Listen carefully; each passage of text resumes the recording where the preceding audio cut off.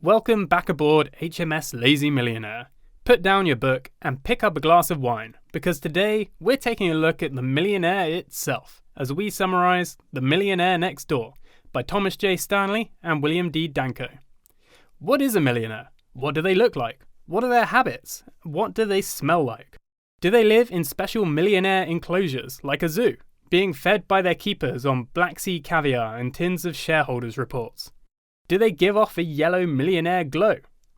Or are they, wait for it, totally normal people who are actually living right next door to you at this very minute, going shopping in their battered Volvos and getting angry with the next door neighbour who keeps stealing their parking space? Well, believe it or not, it's the latter. I know, I can practically hear the splashing sound as you drop your smartphone down the toilet. Statistically speaking, at least a third of you who are watching this are probably on the toilet. Yep, that's right, your average millionaire is completely ordinary, very normal looking, and maybe even a bit dull. I know this flies in the face of the image we all have of the super rich, and I suspect you won't believe me, even through the sound of my dull British millionaire monotone. I know what a millionaire looks like, I hear you shout. I know one when I see one. The first clue is he's surrounded by assistants. One is dictating into his phone, another is on call to the governor of California, a third is handing our millionaire a mojito, and a fourth is picking up the empty mojito glass he's just casually dropped. The millionaire has his arm around an attractive blonde who's probably not his wife. He's just yelled no comment at a reporter from CNN. And there goes another millionaire. His crew have just parked his football-sized yacht in Monaco Harbour. Look at all the celebrities on board. One of the deckhands is polishing Brad Pitt's golf clubs. There's Rod Stewart enjoying a spot of parasailing as he belts out Maggie May in the direction of Paris Hilton. But Paris isn't listening. She's too busy trying to get a donation for her charity, supporting unemployed socialites. And is that the Pussycat Dolls playing Twister on the poop deck? This is the image of your classic millionaire. The kind you see in American romantic comedies. A paternalistic senator who's not keen on his well-bred daughter marrying a fat slacker from the Bronx. But after 2 hours of increasingly unfunny slapstick, he changes his mind and the film ends with a Hollywood staple. An enormous wedding on the beach in Hawaii, with 400 guests and about the same number of bridesmaids. Oh, and Ed Sheeran, whose car has conveniently broken down and is happy to do a special set in honour of the happy couple. But it turns out the truth is somewhat different. And at the very end of the video, I'll give my personal take on it as a self-made millionaire.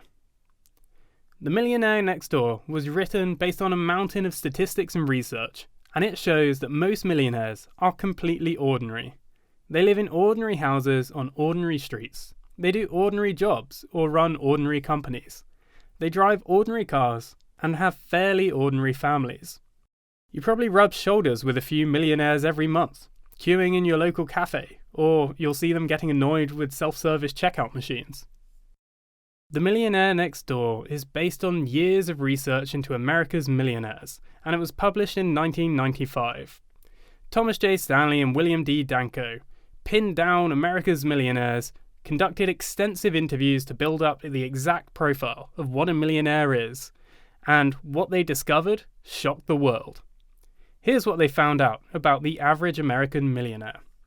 He is a businessman who has lived in the same town for all of his adult life. This person owns a small factory, a chain of stores, or a service company. He has married once and remains married. He lives next door to people with a fraction of his wealth. He is a compulsive saver and investor, and he has made his money on his own.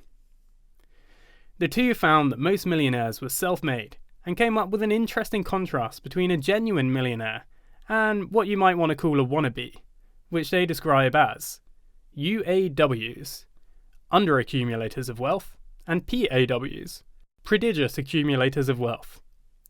UAWs are those who have a low net worth compared to their income.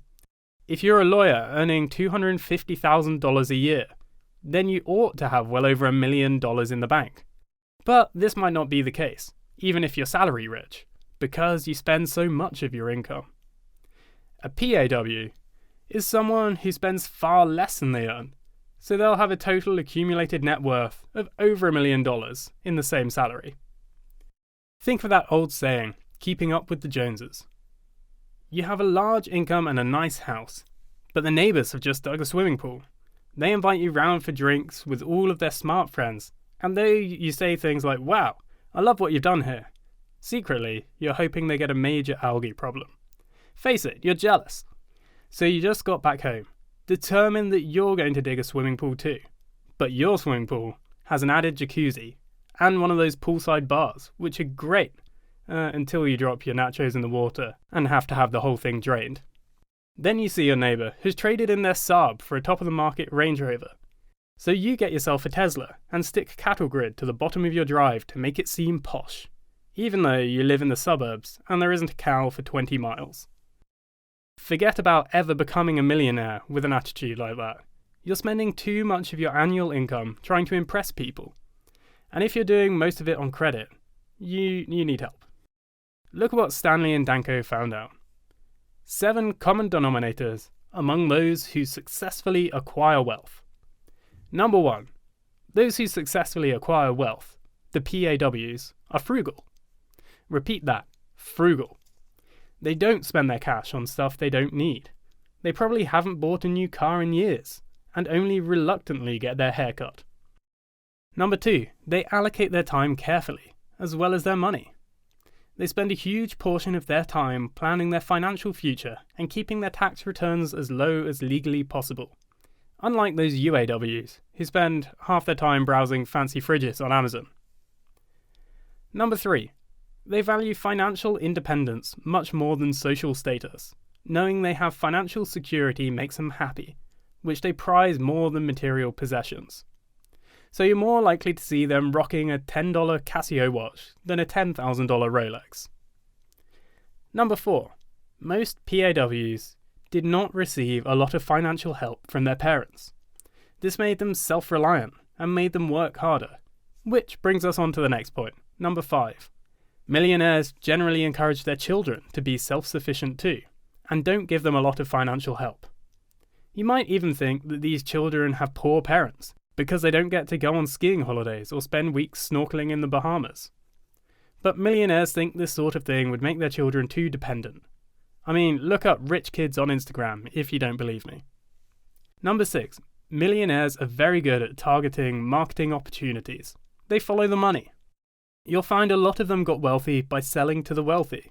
Orange paint to Donald Trump, acting lessons to Vin Diesel, etc. Number 7, they don't always have high-income jobs. Lots of them are fairly white-collar. They just develop the habit of spending less than they earn and investing more, which is the opposite of doctors in America, who are expected to live in high-class neighborhoods and put their wealth on display, so they end up spending a large portion of their income. So there you have it. I hope that this has given you a look at the real millionaire, the kind who keeps his feet on the ground and his wallet in the freezer.